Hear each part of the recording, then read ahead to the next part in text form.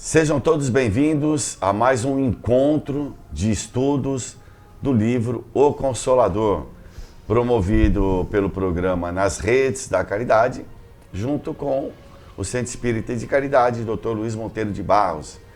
É uma alegria grande estarmos juntos, cada um de vocês aí pega o seu livro, né, para que a gente possa iniciar. Temos aí alguns minutos, um estudo breve, rápido, mas que deve ser constante para que a gente juntos possamos entender e compreender melhor o que o Espírito Emmanuel veio falar através desse livro, O Consolador, através de Chico Xavier. Bom,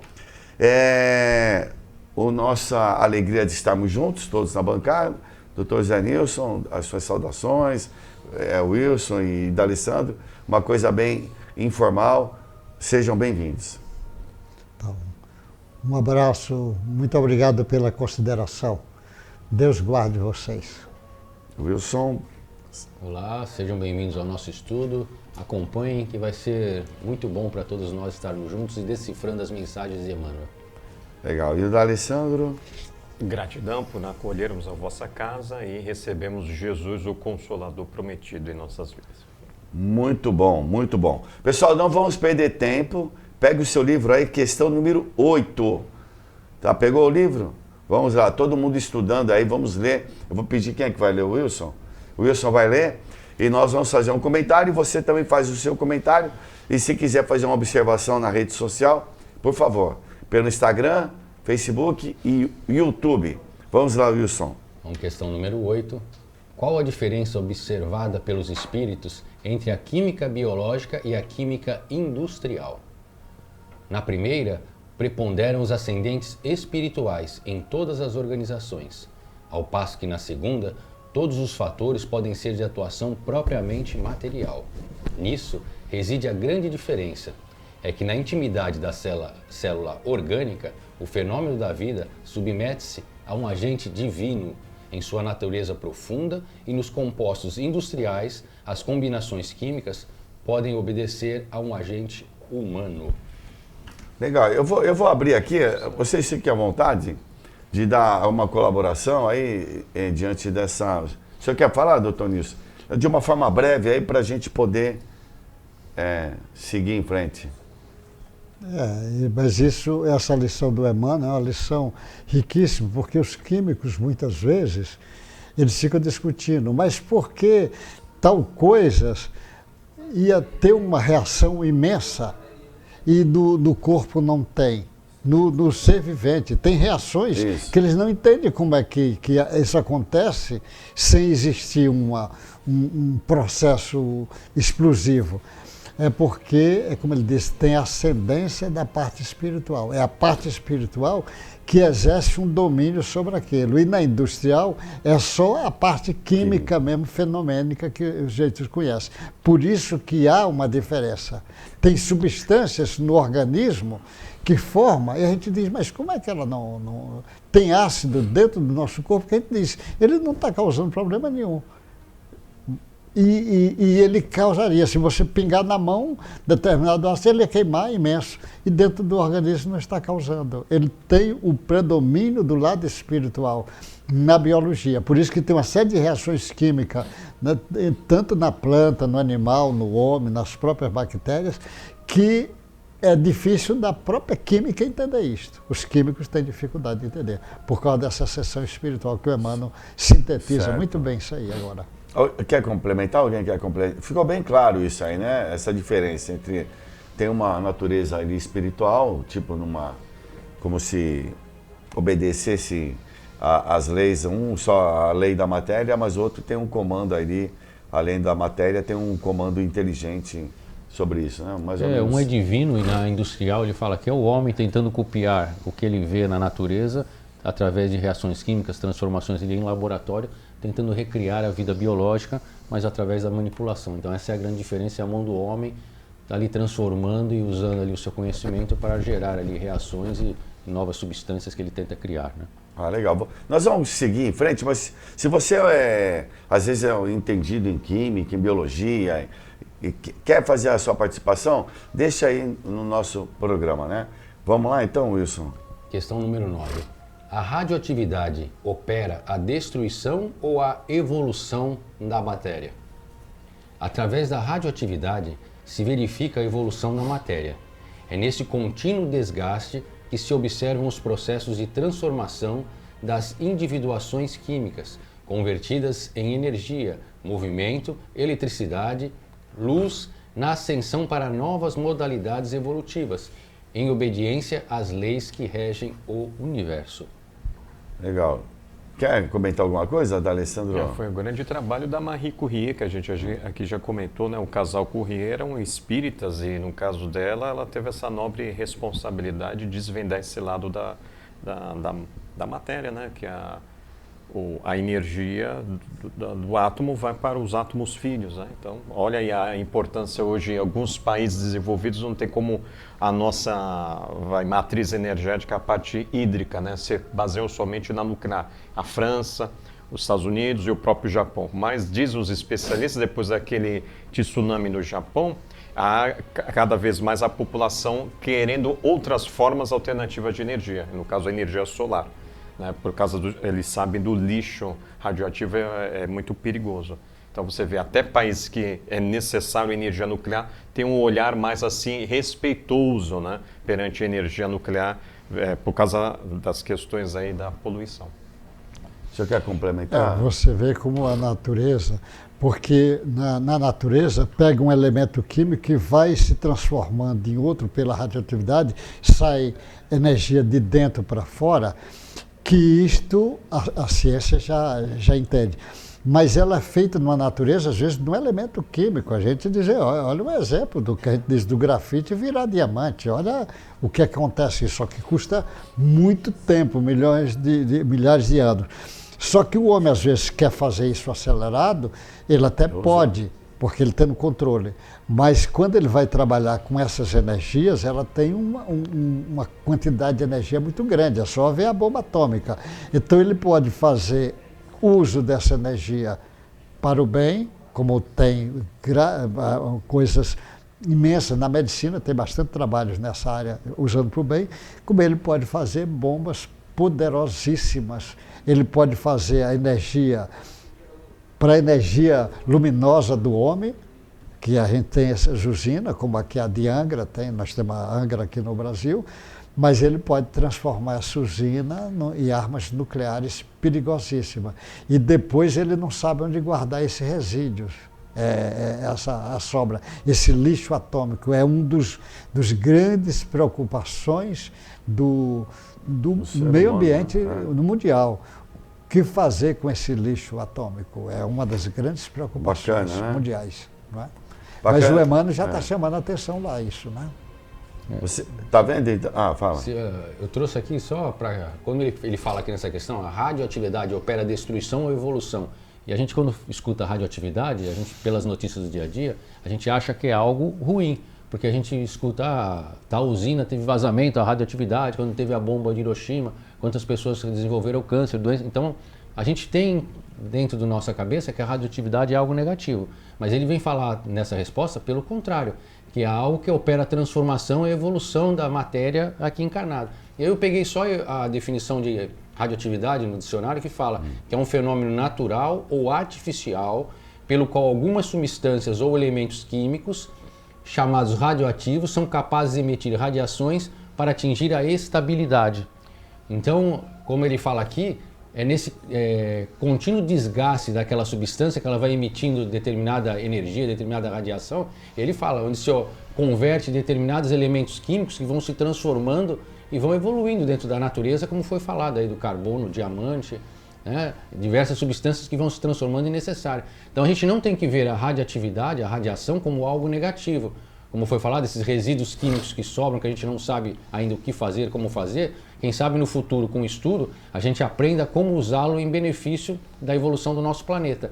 Mas a radioatividade, quando bem usada, essas transformações químicas, elas vão sim operar para a evolução do nosso planeta. É só ver, por exemplo, você tem muitas experiências na biologia. Você pega e injeta uma substância radioativa aqui e ela às vezes mostra uma cascata de 150 reações que a gente não sabia, porque para a rádio você pode acompanhar. Nessa parte de imunologia, você pode acompanhar. Você pega e injeta numa planta, por exemplo, uma substância, um carbono radioativo, um fósforo 32, por exemplo, injeta e vê 3 plantas lá depois, já tem ele também. Você dá para fazer uma série de estudos. É só ver a quantidade de pessoas que é portador de câncer e que é tratado por radioterapia. Olha o uso, são milhões de pessoas no mundo todo sendo tratado, usando ela bem, mas ela também pode ser usada para o mal, que a gente sabe. Os equipamentos de ressonância magnética que foram desenvolvidos através desses estudos, então, a maior parte são benefícios. É que existem mentes, às vezes, que se desviam do caminho e acabam usando esse poderio, vamos chamar assim, para o lado errado, né? Para o mal, né? E aí é isso que fica marcado na gente. E aí é estranho, né? A gente lembra do mal, mas o bem passa rápido, a gente esquece, né, de tudo. Aí de novo volta o espiritismo que chama a atenção e o Jesus, o lado moral do homem. É importante melhorar o lado moral para ele fazer bom uso de todo o conhecimento dele. Intelectual. Isso é... Muito bom, né? Tá vendo quanta coisa, né? Ainda bem que a gente está com pessoas abalizadas aqui para poder nos ajudar. Segue aí, Wilson. Questão número 10. Onde a fonte de energia para a matéria, de vez que a radioatividade opera incessantemente, trabalhando as suas forças? O Sol é essa fonte vital para todos os núcleos da vida planetária. Todos os seres, como todos os centros em que se processam as forças embrionárias da vida, recebem a renovação constante de suas energias através da chuva incessante dos átomos, que a sede do sistema envia à família de mundos, equilibrados na sua atração dentro do infinito. Caramba, hein? A sede do sistema. Que bonito. Gostou, doutor Nilson? Esse cara, além de ser ter um entendimento fantástico, ele também é um poeta da vida, né? O Emmanuel aqui. Aqui ele vem citar para nós aqui, a gente sabe que o Sol ele é fundamental para a vida no nosso planeta Terra. Não só para nós aqui, né? Através da síntese da vitamina D, porque a gente precisa da luz solar, as plantas ali para fazer a sua fotossíntese no dia a dia, né? A gente sabe ali, em diversas obras de André Luiz, ele fala da importância da luz solar, né? Para destruir, para desmaterializar alguns embriões que são formados na atmosfera, né? A gente vê que naqueles locais mais densos, ali no umbral onde a luz solar não entra, então ele fala da psicosfera pesada, diferentemente quando ele vai caminhando para lugares onde a luz solar atinge, ele já sente aquela vibração diferente. Então aqui ele vem chamar a atenção para nós nisso, que o Sol é importante ali para a evolução e para a vida no nosso planeta Terra, da importância dessa luz, né, que a gente às vezes ainda não deu a verdadeira importância, o verdadeiro entendimento desse astro maior aí que ilumina e que mantém toda essa força de coesão aqui nesse nosso sistema solar. Muito bacana aqui, viu? Essa resposta aqui dá para ler várias vezes. E ele chama atenção ainda, ele diz logo depois como é que ele fala do Sol, mas tem um sistema que ele fala, como é que ele diz? Todos os seres, como todos os centros em que se processam as forças embrionárias da vida, recebem a renovação constante de suas energias através da chuva incessante dos átomos, que a sede do sistema envia a sua família de mundos. Sua família de mundos. Então vamos vai visualizando, continua aí, só para eu entender. Equilibrados na sua atração dentro do infinito. Você vê que coisa. Porque isso o é uma Sol coisa doida. É uma coisa, porque você imagina, tudo aqui depende do Sol, a vida toda. Inclusive, você vê como ainda os seres estão lá em evolução, você pega as plantas, ela faz a fotossíntese, que ela pega do Sol e transforma aquela energia luminosa em energia química e vai produzir os alimentos, que as plantas vão alimentar os animais, os homens, tudo numa sequência. O que eu tenho visto é o seguinte, tem o Sol, que é um astro-rei, que ele tem a luz própria dele, que já é imensa, e tem a Lua, que é um astro que resplandece a luz do Sol. Ela Isso. resplandece. Eu tenho visto isso muito na mediunidade, observando. É como se tivesse alguns médios que já estão na condição quase como se fosse um astro-rei.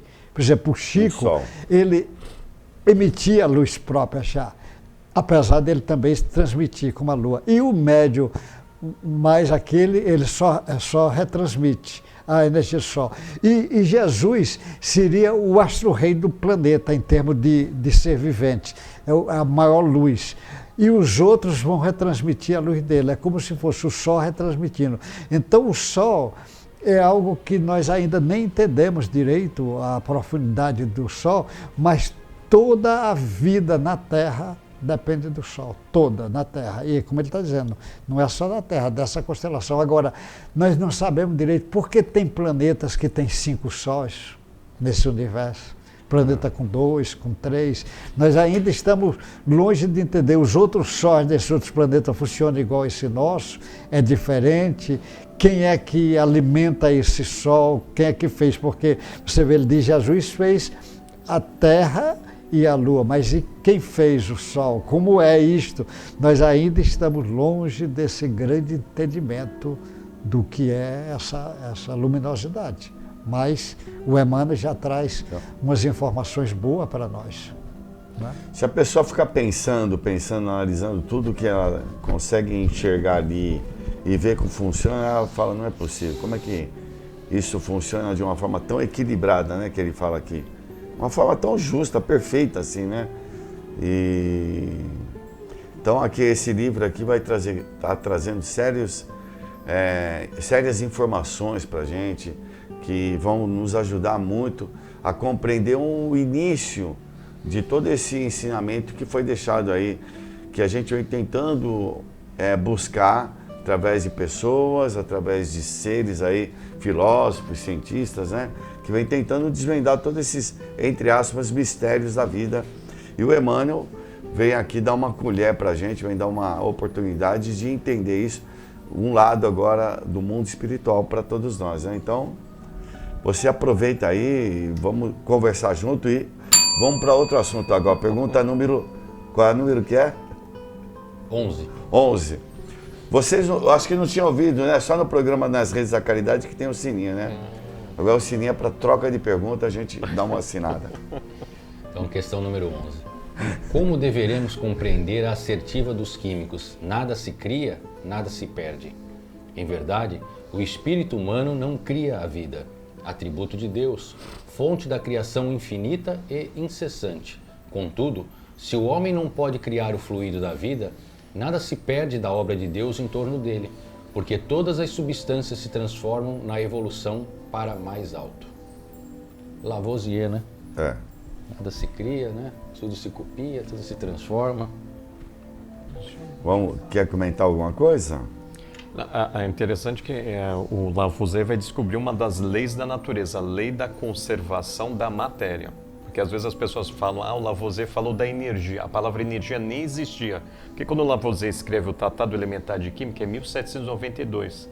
A palavra energia na física aparece em 1856 com um cientista chamado Helmholtz. Ele vai pedir bolsa de estudos na Universidade Karlsruhe, na Alemanha, e lá na época o reitor fala assim, aqui só ganha bolsa de estudos quem foi estudar medicina. Aí ele responde de maneira educada, então eu estudarei física e medicina. Mas ele começa os trabalhos de analisar o corpo humano e fazer essa ligação que hoje quem está na academia faz, né? Ou seja, cursos de fisioterapia, medicina, biomedicina e correlatos, que é a chamada biofísica. Então, a palavrinha energia, só para tomar cuidado, a conservação da energia não vem com Lavoisier, vem lá na frente mais tarde. Então, mas há uma lei, lei da matéria. Então, a matéria se transforma. Então, o átomo que está fazendo aqui a constituição do meu braço pode ter pertencido esse átomo ao braço de Barrabás, por exemplo, ou um dinossauro. Né? Então, você vê, o que é da matéria fica aqui na matéria. O que é algo mais sutil, que é do espírito... Então nós compartilhamos tudo. Exatamente. Sem a gente vem saber. Vem a beleza aí de Deus ser equânime, né?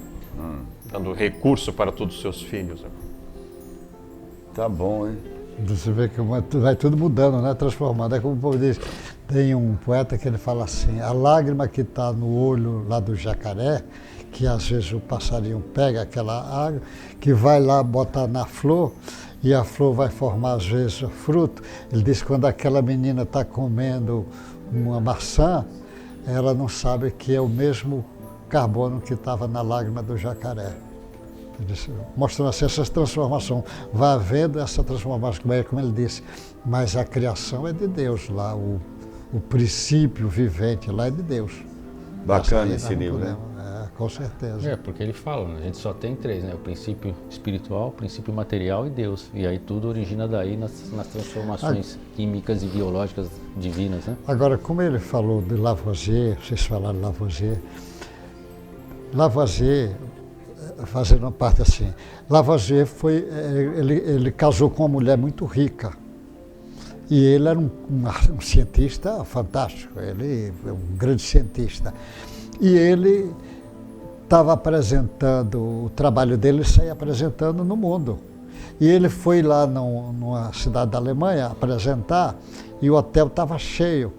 E o Hahnemann, era o que mais entendia de química de todo mundo lá, não pôde chegar junto, porque a plateia não deixou os dois chegarem junto. Aí depois estoura a Revolução Francesa, mata o Lavoisier, corta a cabeça dele. O único erro do Lavoisier é que ele era casado com uma mulher rica. Foi o pecado dele que morreu. Ah, foi? Foi. Morreu porque era burguês, e naquela época estava uma coisa. Morreu. E o Hahnemann também morre. Tempo depois, os dois estão se comunicando pelo Kardec, tanto o Lavoisier como o Hahnemann. Interessante o encontro deles ali no poder, depois o deram e os dois estavam lá trabalhando. O Lavoisier faz parte da equipe do Kardec. Mas ele se apresenta com algum outro nome? Não, tem Lavoisier mesmo. Ele tem trabalho lá dentro das revistas espíritas. Eu já ouvi, sim. Já. Lavoisier, que é o mesmo. Que tem algumas pessoas aí, a gente não pode provar, mas tem alguns médios que dizem que o Lavoisier é o mesmo Hernani Guimarães. Tem aí desse trabalho, essa coisa. Que bacana. Só como curiosidade que eu estou falando isso aí. Bacana, hein? Quanta coisa a gente vai aprendendo, hein? Vamos lá então, Wilson? Número 12. 12. Em face da exatidão com que se efetuam as combinações naturais da química orgânica, como entender as diversas expressões da natureza em seus primórdios? As expressões diversas da natureza terrestre, em suas primitivas agregações moleculares, obedeceram ao pensamento divino dos prepostos de Jesus, quando nas manifestações iniciais da vida, sobre a crosta do Obre. Remontando a essas origens profundas, podeis observar então o esforço dos espíritos sábios do plano invisível na manipulação dos valores da química biológica nos primórdios da vida planetária, estabelecendo a caracterização definitiva dos processos da natureza na fixação das espécies, prevendo todo o mecanismo da evolução no futuro e entregando seu trabalho às leis da seleção natural, que sob a égide de Jesus prosseguiam no aperfeiçoamento da obra terrestre através do tempo. Caramba, hein? Quanta coisa ele está falando. Quem serão esses prepostos de Jesus aí que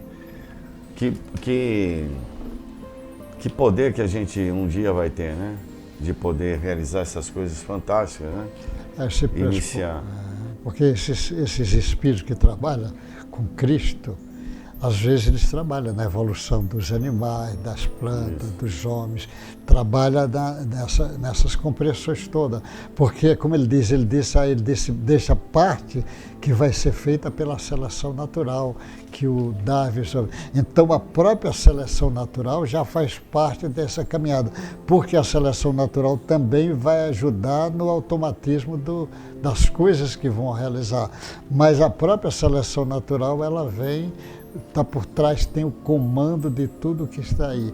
Então, olha que coisa fantástica, porque o ser vai sofrer a influência da seleção natural, mas ele tem a influência lá espiritual. E que sempre eles vão dando na direção de dar o automatismo de cada ser. Você vê, o estômago vai se formando. Quando chega um ponto que ele está formado, ele tem as suas reações autônomas. Tudo mas isso custou muito para chegar ali. Mas ele sempre percebe, é igual o espírito, ele vai evoluindo na direção do automatismo. Tem muitas coisas nossas que é automática.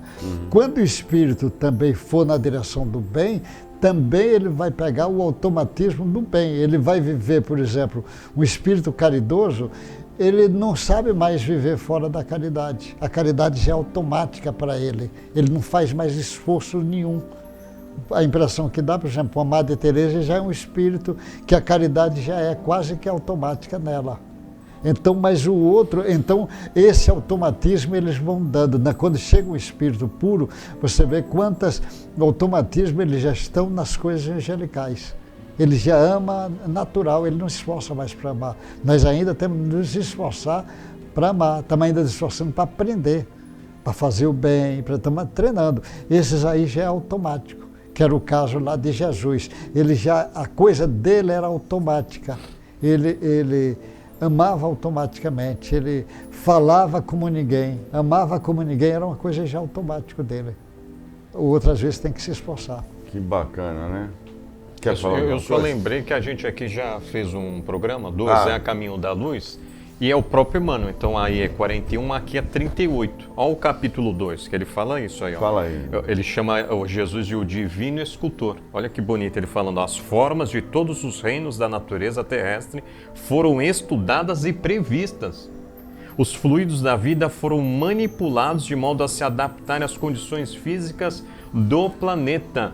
E tudo foi obedecida pela misericórdia e sabedoria do Cristo sobre, né, como o Wilson acabou de ler, reunindo nas alturas os intérpretes divinos do seu pensamento, que é o Espírito depois Santo, chamado pela Igreja Católica, mas Emmanuel vai falar nesse livro e depois vai falar no livro Paulo Estevão, que a palavra Espírito Santo é o conjunto de espíritos superiores que acompanham o Cristo na formação do planeta Terra, desde os primórdios, né? Então, você vê que o Espírito Santo é interpretado como uma pomba pelos nossos irmãos católicos, né? Nada contra a pomba, simboliza a paz, mas existe uma informação mais abrangente que a doutrina espírita traz, no sentido, olha, tudo é trabalho de equipe, né? Tudo há uma lei de solidariedade, né? Fazemos parte de uma mesma família, bonito isso, né? Interessante aqui que ele responde que as expressões diversas da natureza terrestre em suas primitivas agregações, obedece ao pensamento divino de Jesus. E nas observações do Darwin, né, quando ele faz aquela sua viagem lá ainda jovem e fica observando lá, ele fica alguns anos lá na ilha de Galápagos, ele observa nos relatos dele, tem um relato bem interessante, da mesma espécie de um pássaro, que ele vê que é da mesma família, tem as mesmas colorações, só que ele percebe que determinado pássaro, ele se dividiu em dois grupos em determinado momento da sua evolução. E os pássaros que pousavam no chão para se alimentar das sementes caídas das árvores, ele tinha um comprimento de bico muito curto, porque a alimentação dele era muito fácil, porque ele simplesmente bastava bicar aquelas sementes no chão, então ele não precisou fazer muita coisa. No entanto, o mesmo grupo desse pássaro, que ele não sabe ainda explicar por que motivo naquele momento não descia da árvore, talvez por medo de algum tipo de predador que tinha, e precisava se alimentar no topo da árvore. Então ele passa a observar que essa mesma espécie, ela precisa usar o seu bico para perfurar ali a casca da árvore e se alimentar de larvas. E o que acontece? Ele percebe que o bico daquele mesmo pássaro, ele passa a crescer num comprimento maior e mais afunilado, para que ele conseguisse romper a casca da árvore e se alimentar. Então é o que ele fala aqui, as expressões diversas da natureza, elas vão se expressando e se materializando através do pensamento divino e de toda aquela matéria que já foi pensada no princípio, que seria necessária talvez para aquele espírito ali em ascensão, aquele princípio inteligente em aprendizado, pudesse, de acordo com suas necessidades, ir evoluindo o seu corpo físico no meio para que ele possa evoluir e viver melhor. Então, nesse exemplo aí do passarinho de Darwin, é bem interessante que acontece conosco. Falou uma coisa, a necessidade faz a forma, né? Engraçado isso. E aí já compete o esforço desse princípio inteligente, né? Que é o princípio da dor para nós. A gente reclama da dor dos problemas, mas são alavancas impulsoras, né? É verdade. E você vê a sabedoria do Darwin olhando esse lado externo, os sentidos que ele está observando, como um grande observador, um grande cientista que ele era. Mas tem esse outro lado interno que ele não observou, porque ele teve uma visão mais materialista. Já o Wallace, que era espírita, já chamou a atenção do princípio inteligente ali naquele trabalho. Olha, está tudo interligado, mas o Emmanuel é sábio, né? Tudo bem? Dá tempo de mais uma assim? A 13? Vamos para 13. Vamos para 13? Vamos. Então vamos lá para 13, Wilson. As forças espirituais organizaram igualmente a atmosfera do mundo? Isso é indubitável. A inteligência com que foram dispostos os elementos do cenário para o desenvolvimento da vida no planeta, vamos-la comprova. A algumas dezenas de quilômetros foram colocados os revestimentos do ozônio destinados a filtrar os raios solares, dosando-lhes a natureza para a proteção da vida. Da atmosfera recebeis a maior porcentagem de nutrição para o entretenimento das células. E como o nosso escopo não é o de citações eruditas, nem o de redizer os preceitos científicos do mundo, lembremos que um homem, na manutenção da sua vida orgânica, necessita de regular quantidade de oxigênio, 15 gramas de azoto alimentar e 500 gramas de carbono, também de forma alimentar. O oxigênio é uma dádiva de Deus para todas as criaturas. Quanto ao azoto e ao carbono, é pela sua obtenção que o homem luta afonosamente na terra, recordando-nos a exortação dos textos sagrados ao espírito que faliu: comerás o pão com o suor do teu rosto. O problema básico da nutrição nessa conta de química é uma reafirmação da generosidade paterna do Criador e do estado expiatório em que se encontram as almas reencarnadas neste mundo. Então aqui ele está fazendo aqui uma alusão, mostrando para nós aqui que grande parte da nossa manutenção para o nosso corpo físico a gente já recebe através da respiração, que a gente ainda não tem a real conhecimento sobre isso. Até quando cita André Luiz no Nosso Lar, lá na transformação da comida, né?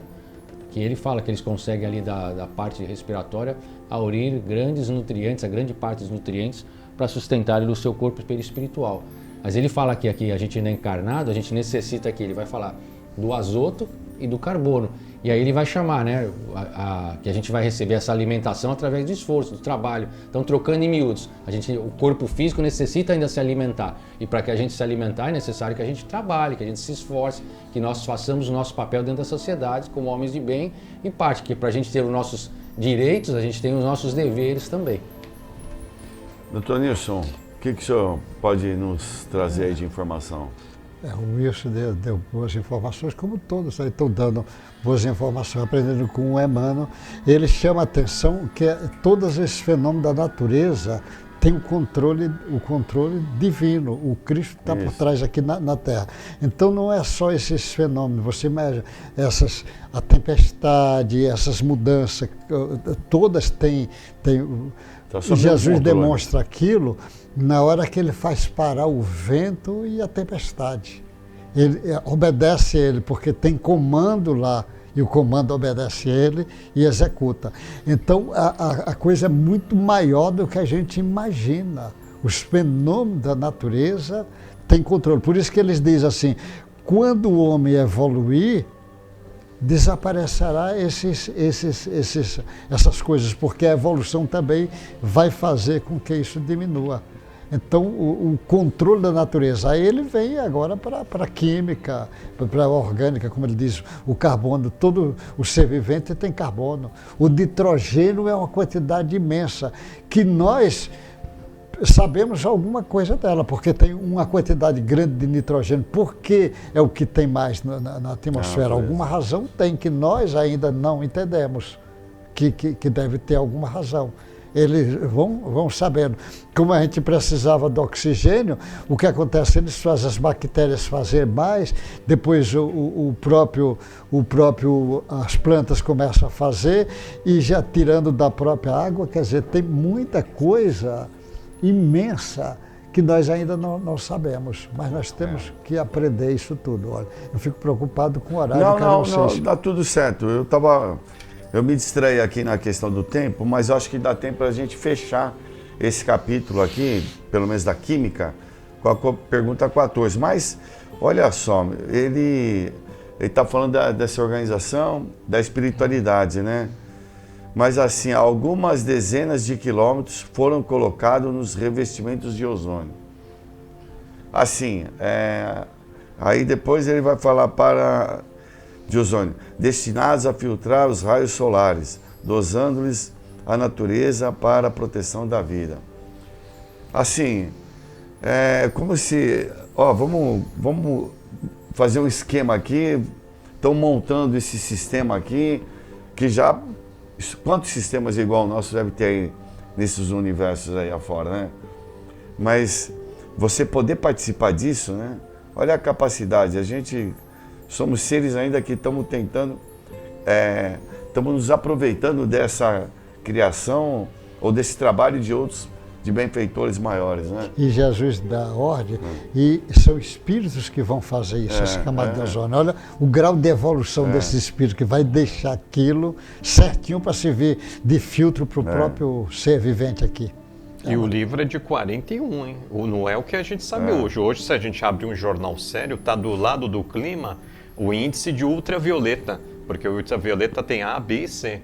Então o C pode ser canceroso, passa pela epiderme. Então olha só como a ciência vai cada vez evoluindo, mas já mostrando a estrutura. O planeta Terra tem um campo magnético que nos protege, um escudo, graças ao campo magnético da Terra, que tem vida nossa, que do ser humano, porque os bichinhos poderiam até receber, mas nós não. Então está tudo programado, como a gente acabou de ler aqui, está tudo previsto.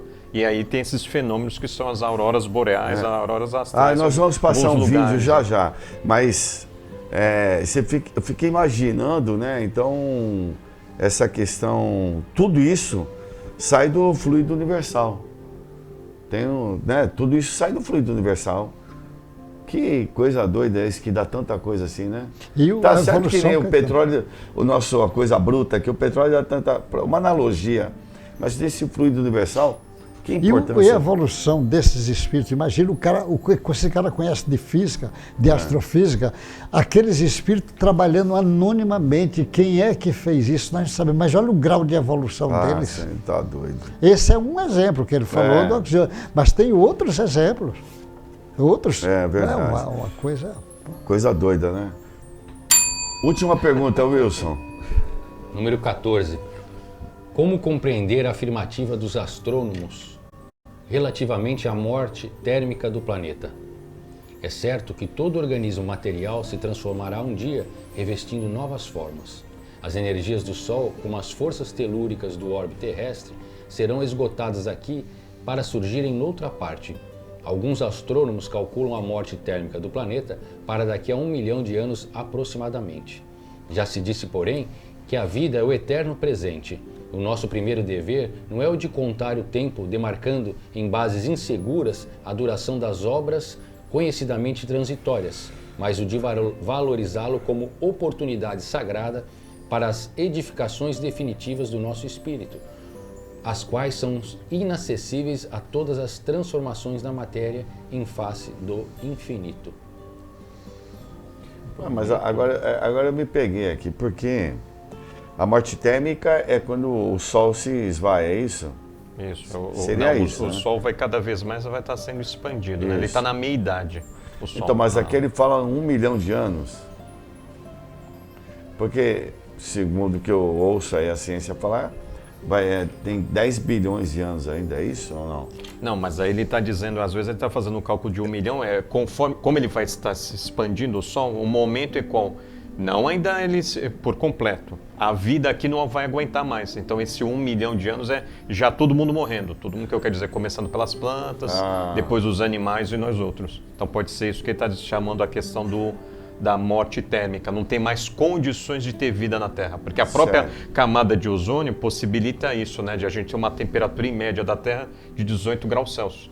Que é o alerta desses climatologistas, né? Ó, a gente está usando mal a nossa química industrial. Olha o aquecimento antes do tempo. Olha o nível das marés subindo, né? Quem mora aqui pessoas, por exemplo, que frequentam o Ismênia de Jesus, que tem a idade, que é o caso do seu Ivo, Padre Nosso, ele tem 87 anos de idade, ele fala, você andando na praia, você vê cada vez mais, eu lembro, meu filho, ele usa esse termo, da areia ser cada vez mais diminuída e a água adentrando Santos. Quem conhece Santos há muitos anos? Então você vê, precisa estar aqui muitos anos, né? Então esse alerta de Emmanuel que a ciência hoje já prova, que são os especialistas em clima, né? Aí as pessoas, às vezes tem gente que pode ficar assombrado, 1 milhão, não se preocupe. Nós temos 2000, nós estamos no ano 2000, no início ainda, 1 milhão falta muito tempo. Você vai reencarnar mais de 1000 vezes para isso acontecer. E temos que aproveitar bastante, e aprender tudo que a Terra tem. Porque na realidade, assim, tudo que foi feito por Deus é eterno. A Terra não foi feita por Deus. Jesus é aquela plena de espírito, a Lua. Então ela vai chegar uma hora que isso vai destruindo e vai entrar no que eles chamam naquele buraco negro e vai dar origem talvez outro Big Bang e começar outros mundos aí, que a gente não sabe ainda, imagina que é o que eles falam. Então isso tudo está acontecendo, mas é como o Emmanuel está chamando, aproveitar o tempo, aproveita o tempo que você está na Terra. A Terra é uma escola abençoada, aprenda tudo que você puder aprender aqui. Nós estamos matriculados numa escola chamada Terra. E nessa escola tem lições aí para todo mundo. Nós temos que aproveitar a oportunidade que a vida está dando nessa escola abençoada chamada Terra. É verdade. Eu fiquei já preocupado, porque eu estava na conta de 10 bilhões. Agora falou 1 milhão, eu vou ter que acelerar esse processo aqui, né? Não é não, Zé? Chega, Wilson. Vamos assistir o videozinho da Aurora Boreal? Tem um vídeo agora, pessoal, da Aurora Boreal. Nós temos um físico aqui, se ele quiser dar umas explicações, né? Não, a Aurora Boreal, então, a planeta Terra tem ferro, estado líquido. Deixa eu só pedir para a produção passar o vídeo, viu, produção? E aí o D'Alessandro vai esclarecendo aí pra gente todo esse fenômeno aí maravilhoso que acontece nos extremos, é isso, né? Nos polos. Eu vou mostrar aí. Então, o planeta Terra tem ferro no estado líquido. Lembra das aulas de ciência que são os vulcões? Essa é a ideia. Então, isso faz com que o planeta Terra tenha um campo que se chama campo magnético, que é estudado na área da astrofísica, a magnetosfera, é o nome disso. Então, os astrofísicos estudam. Por exemplo, a Lua. Lua não tem ferro no estado líquido, então na Lua não tem campo magnético. Então, se a gente levasse uma bússola na Lua, a gente não tem utilidade a bússola na Lua. Já a bússola tem utilidade aqui no planeta Terra. Quem daqui trabalhou como escoteiro, tal, sabe disso. Pois bem, então, graças a esse campo magnético da Terra, quando há uma erupção solar, esse excesso de partículas que vem do Sol, então a partícula que carrega a luz, o nome disso é fóton, que o senhor José Nilson disse, o Wilson disse, a palavrinha fotossíntese, ó, pega lá a palavrinha, fóton mais síntese. Então a plantinha ela consegue pegar a partícula que traz a energia da luz, que o nome disso é fóton. É mais conhecido as outras partículas, os elétrons, os prótons. Então o fóton vem lá da estrela Sol. E vem outros elementos do Sol, só que se chegasse na nossa pele, provocaria mutações. Então, graças à camada magnética da Terra, esse fenômeno bonito que a gente está vendo, são desviados essas partículas. Produção, eu acho que eu queria ver o vídeo da Aurora Boreal, por favor. Aí o D'Alessandro já tem que ler um livro, né, sobre isso para poder... Não, só para elucidar que esse fenômeno belíssimo, né, não, se a gente estivesse ali, né, a gente sofreria a radiação, por isso que os astronautas até usam instrumentos impedindo isso, né. Pega na sua casa limão de ferro, corta, joga em cima do ímã, onde se distribui, tem você consegue ver ali o campo magnético de um ímã. A gente está vendo o campo magnético da Terra, esse fenômeno belíssimo aí. Então você está falando que como é que é o nome? Não é uma partícula, quando se desprende do Sol? Uma erupção solar faz com que vários átomos sejam, por isso que Emmanuel fala dos átomos. E só dá lá nesses países lá mais Norte, né? nos polos. Isso, porque é lá que estão concentrados os polos magnéticos da Terra. Então, polo magnético norte, polo magnético sul. Então, aonde está o sul nosso geográfico, está o norte magnético. Sei. Onde está o norte geográfico, está o sul magnético. E esse campo magnético ele vai mudando ao longo dos anos. Então, onde hoje lá está sul magnético, um dia já foi norte. Então, porque o campo magnético é devido... Porque ele muda de lugar? Isso, muda por causa do planeta Terra. Não tem ferro em estado líquido, está girando o planeta. Então, essa quantidade faz com que, ao longo do tempo, onde quem hoje é norte, lá magnético, já foi sul e vice-versa. Belíssimo. Tem muito ferro líquido? O planeta Terra tem. Tanto é que no campo da geofísica é uma das áreas mais assim modernas, né? Não dá porque a gente não tem instrumentos para perfurar e chegar no núcleo da Terra. O lugar assim, a camada o raio da Terra é de 6.400 quilômetros. Pessoal, nós passamos do tempo até um pouco, viu? Eu espero que vocês tenham gostado. Vamos entrar agora na parte da física, né? Na pergunta número 15.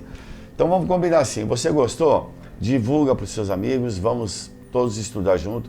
Quarta-feira, às 20 horas, a cada 15 dias, não é isso? A cada 15 dias nós estaremos juntos estudando o livro O Consolador, que esse benfeitor Emmanuel vem explicando para todos nós através de um outro benfeitor chamado Chico Xavier.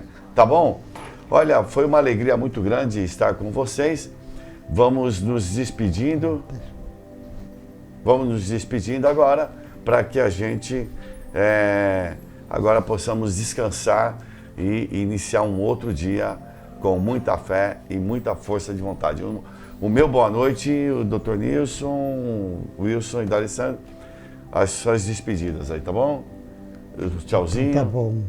Uma boa sorte, um abraço bem forte em cada um de vocês. Então tá bom. Encerramos o programa, um abraço a todos, fiquem com Deus.